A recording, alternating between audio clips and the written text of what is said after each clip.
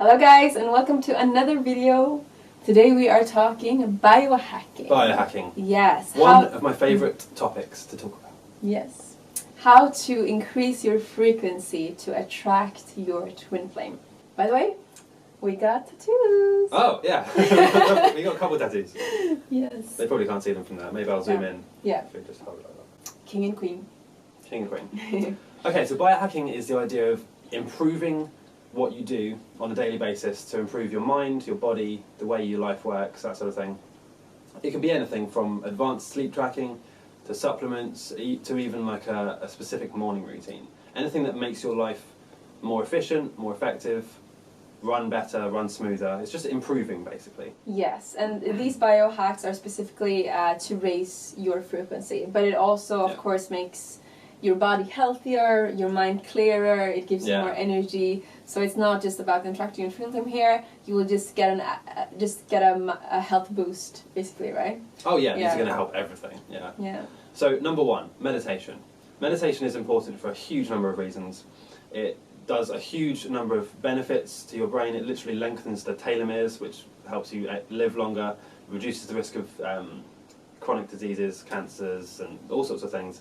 But mainly it just reduces stress, raises your vibration, helps to separate yourself from your frontal cortex activity and get more in touch with your true self, your consciousness, and your awareness. Your higher self, including your twin flame, which is part of you. Yeah, exactly. Yeah. So it's a really good tool for anything that you want to accomplish. Yes. So I would suggest to just meditate in the morning, ideally when you've just woken up. For about stomach. 20 minutes. Yeah. Empty stomach, just have maybe a glass of water, 20 minutes meditation. Mm-hmm.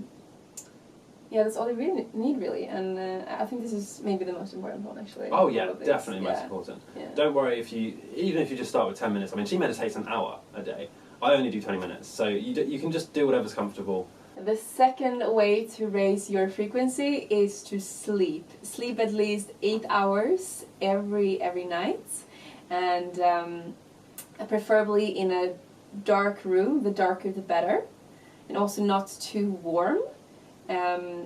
What else would you add to that? Yeah, no LED lights, no buzzing of computers. You want it to be really dark and quiet. Yeah. And you want to be uninterrupted. So you want to make sure there's a few ways you can do this. The most common thing that interrupts people is you need to get up to go to the toilet, right? So try not to drink any water 2 hours before going to bed, and just before you go to bed, go to the toilet. And try to not eat within 2 hours of sleeping. And definitely use an app on your phone with the yellow light, so you don't have the what is it called, the blue light. Yeah, you want to avoid blue light in the evenings, because that causes your body to produce serotonin and not produce melatonin, which means you're basically going to stay awake. It's going to be harder to fall asleep, and then when you do enter sleep, because you don't have enough melatonin in your system, it won't be very deep sleep. It won't be very restorative. It will just be like mixed and interrupted. Yeah. So basically, as soon as the sun goes down, stop consuming blue light. If you still want to watch TV and work and stuff, you can actually get blue light blocking glasses, which I actually have. There's somewhere around here. Yeah, or just which filter out the blue light, and it means you can carry on working and watching TV, but you don't get the blue light into your retinas. Yeah, or just use a software like Flux, for example, for your computer, and I think most phones have a night mode. iPhones definitely have a night mode. Yeah, and also I have Google Pixel, it has it as well. Yeah.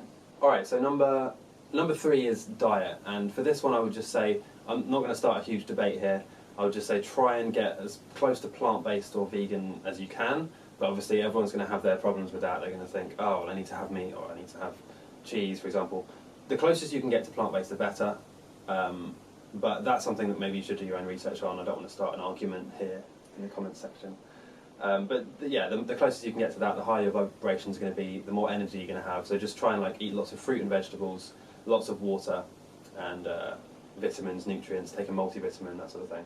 Yes, because if you want to raise your frequency, you need to eat high vibrational foods, which are fruits, vegetables, preferably raw. Make sure to include raw food in your diet every single day. So the more you can go to high vibrational foods like that, and less towards the very low vibrational foods such as meats, especially the red meats. Yeah. And the junk food, which is basically just dead. Yeah, just like fried fats and sugars and stuff. That's obviously, I mean, if you use your common sense, you know it's not good for you, right? Yeah, and of course lots and lots of water. Yeah, filtered water. Filtered water. Yeah.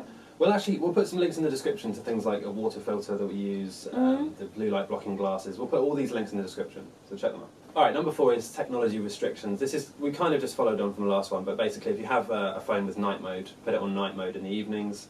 Try and, like, for example, iPhones, you can monitor how much time you spend on each app every day. So try and get your usage to like 1 or 2 hours a day or less.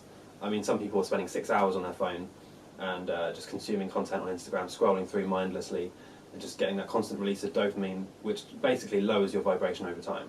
You know, if you're just being desensitized to dopamine and you know, unrealistic expectations on Instagram about people and money and whatever, it's not good for your vibration. And then it's also the radiation, which comes from all electrical appliances, but especially from your phone.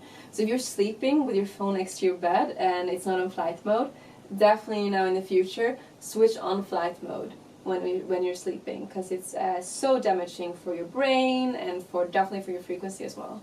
Yeah, definitely. I mean, if you can, turn off everything electric that you don't need while you're sleeping. I mean, obviously if you share a house with someone, it's harder to just turn the Wi-Fi off, you know. But if you can, just turn everything off, unplug it, because the electromagnetic fields that they generate literally just pierces through your brain, and it really does affect your health in a negative way. So same during the day. Use a headset instead of holding your phone next to your ear. It's really damaging for both your health and your frequency. Yeah, even with the phone, if you need to be on the phone, even just holding it like an inch away from your head is better than holding it right next to your head. So just put it on speakerphone, hold it like this. Alright, number 5 is supplements. So I want to start this by saying, before you take any supplement, have a good diet, you know, get the foundations of health in place first, and then think about taking something like a multivitamin, and then think about, on top of that, adding things like nootropics, which are basically smart drugs. They just make your brain function faster and better. They make it easier to get into the flow state, which if you do any sort of creative work, if you do any sort of writing, artwork, music, anything like this, the flow state is basically what you're after. It's the state where everything just flows naturally. You don't think about it. You don't notice the passing of time. Everything is just easy. It's easy to be creative and so on. So the best nootropic I've personally ever tried is Mind Lab Pro, which is this one. It's a very, very effective nootropic. It contains lots of ingredients. It doesn't contain caffeine, which is a bonus, because caffeine overstimulates your dopamine system and it causes you to downregulate over time, gets less effective. I won't get too nerdy about this stuff, but if you want to check this out, there's really good ingredients. The link is in the description. But beyond that, just a good multivitamin, a good healthy diet will be very good for you.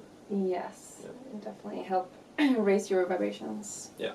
Number 6. That's okay. Number 6, positive energy diet and positive people. Having positive people in your life and not energy vampires who every time you are with them drains you. It's just so important to be around people that uplifts you, that you feel energized being with, and not the opposites. Yeah, really, really important. This is something that's in every business book, pretty much. It says you're the average of the 5 people you spend the most time with. It's in every personal development book. Your attitude and emotions are the average of the 5 people. So, but you need to realise as well that you can choose your circle. So you could literally decide to just make different friends that make you feel better. I mean, it's a mind-blowing concept, but most people just don't realise this. They feel like they should stick with their friends that they've known for years just because they've known them for years, even if they make them feel worse when they actually spend time with them, which makes no sense at all. So yeah, pick positive people, positive messages, avoid horror films, aggressive gangster rap, all this stuff. These negative messages and ideas are really bad for your vibration. Yeah, so even avoiding horror films, because you know how you feel after watching a horror film, like you have trouble sleeping, you feel, what was that sound? You get paranoid, and it becomes part of you, part of your energy body. And so it really affects you, and it affects your energy. So just try to be positive energy, positive thoughts. If you get a negative thoughts, try to see the positive in it, right? And And here's where gratitude comes in as well. Oh yeah. Which leads us to the next point. Alright, so the next point is having a solid morning routine where you basically just set yourself up for the day, make yourself feel really good. We're going to make another video about our specific morning routine that we do. But basically just things like meditation, affirmations, visualising the goals that you want to achieve, you know, drinking a glass of water because you'll be dehydrated when you wake up, for example. Gratitude, keeping a journal, and doing some light exercise as well if you want to do that. Yeah, this will set you up for the day so that your day becomes positive, high vibe, and just motivation to take charge of your life and your dreams and goals. Absolutely. So stay tuned for that. We'll finish this point by saying, we actually heard this quote by Will Smith the other day, which is to start every morning as if it was on purpose. So that's a beautiful quote. Yeah. And the last one, number 9, is... 8. Number 8. Pineal gland decalcification. So as you know, we have the pineal gland here, or the third eye in spiritual terms. And for most people, this is blocked. And why? Because of fluoride in toothpaste, in water. But there are things you can do to decalcify it and open up your third eye. And that includes switching to a fluoride-free toothpaste if you can, using filters on taps. Yeah, so the pineal gland is really tiny. It's like this. It's the size of a grain of rice.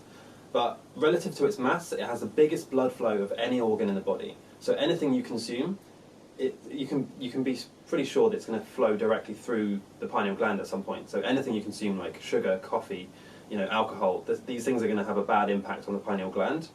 But specifically, fluoride, which is in toothpaste and water. You can get fluoride-free toothpaste. The idea that fluoride is needed to prevent tooth decay is a myth, but that's another story. That's a conspiracy theory.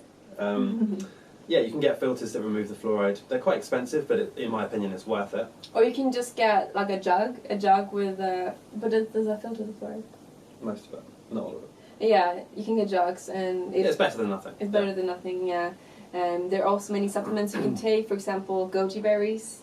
Iodine is also very effective at removing the fluoride from your pineal gland and breaking up those phosphate crystals that form, which are quite hard to shift. So those were all the biohacking tools. We have many more biohacks which we'll release in the future. Yeah. But yeah, so everything we mentioned, all the products and things, tools that you can use, links will be in the description. There is also going to be a blog post coming out, probably by the time we film this, I don't know. Yeah. So yeah, leave a comment letting me know what your favourite one is. Letting me know. Like, I want to know as well. Letting us know what your favourite biohack is. Which ones of these are you thinking of implementing? We'd love to hear. And which ones have we missed? Oh yeah, we probably missed a lot. Let us know. Of course, Alright. See you next time, guys. Love you guys. See you next time. Done. Boom.